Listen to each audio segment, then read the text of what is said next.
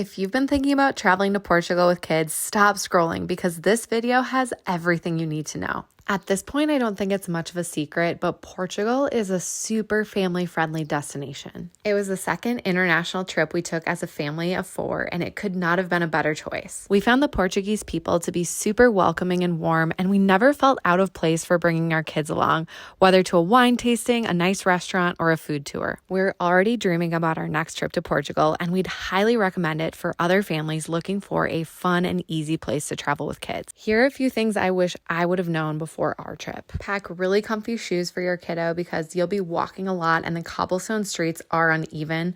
You'll also want to bring some band-aids for those occasional falls. Be prepared to do a lot of napping on the go. This really helped us maximize our days.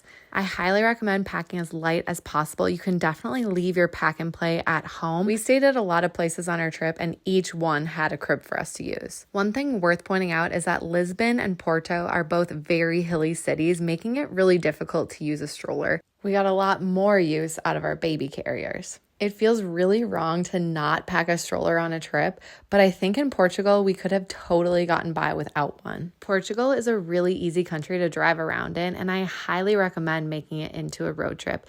This way you can get off the beaten path and see more of the countryside. I'm going to keep it real and say that even though we had the most incredible time, there were definitely moments where we had little meltdowns or things didn't go our way. But our motto for this trip was, we're doing it. Even if we had those moments where things weren't going perfectly, we were still out there making memories together as a family. And I'm pretty sure this trip will go down as one of our all-time favorites. If you've been thinking about going to Portugal with kids, this is your sign. Check out the caption because it's absolutely packed with more tips to make your trip perfect.